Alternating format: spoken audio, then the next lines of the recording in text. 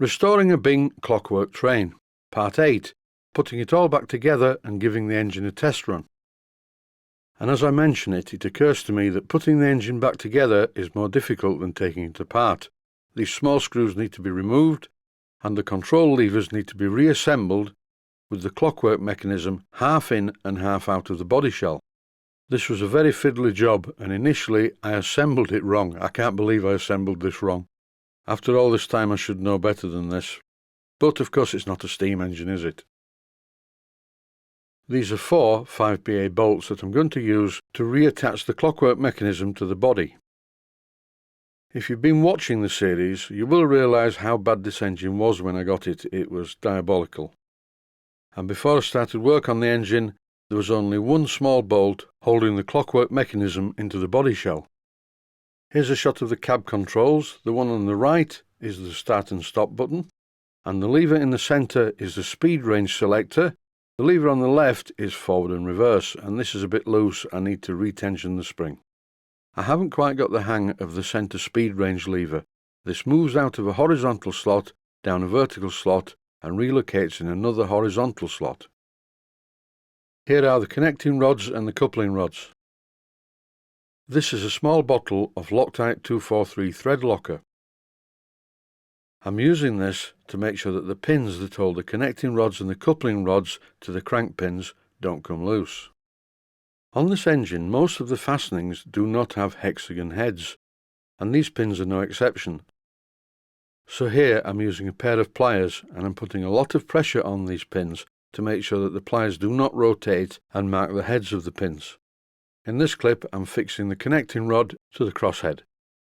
And now I've turned the engine round to do exactly the same at the other side. And before running the engine, this is important, give it some lubrication. This engine hasn't been run or lubricated in any way for many years. So I think it's a good idea to give it some lubrication before trying to run it. One of the pins at the front, holding the connecting rod and the coupling rod, was a bit tight, so I'm trying to slacken it off here, but in the end I removed it because I realised that this engine is very old. How old it is I really don't know, but when the engine was first assembled, obviously some of the parts didn't line up, because the spacers are different sizes in between the pins and the components. So by swapping a couple of the bushes around, suddenly the whole mechanism became a lot freer. Nearly ready to go, just a bit more oil on this side of the engine. And here we go, I'm winding up the engine just to see what happens. This lever that I'm moving is the forward and reverse lever, and if everything goes well the engine should set off and move to the left. Well, at least it's trying. That is until the lever jumped out of the slot that holds it in forward gear.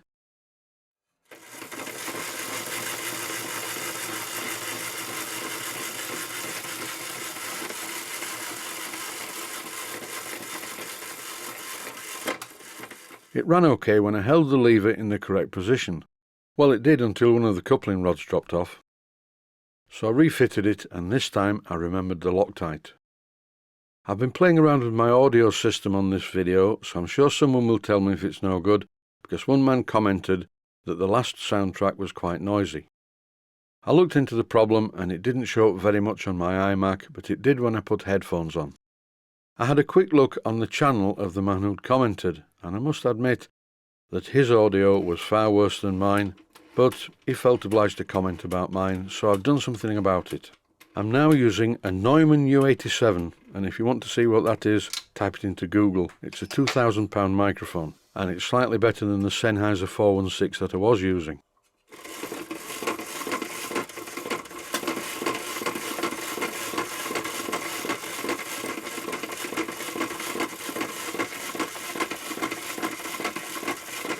I've got to do something about that reversing lever, so I pulled the spring onto another mounting point underneath.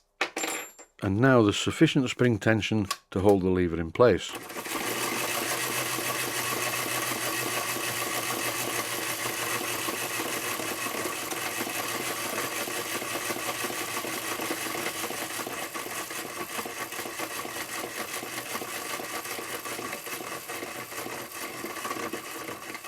and as you can see, that's a lot better. The engine doesn't run for very long, but then again, translating rotary movement into forward motion is difficult to measure without trying the engine on a track.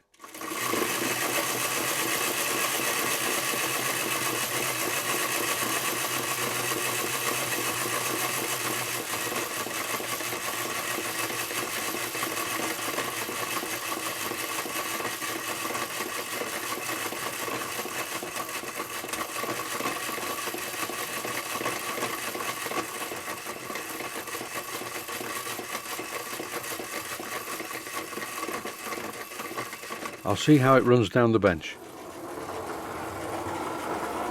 Well, that seems to be okay. Nothing wrong there. It's going quite fast.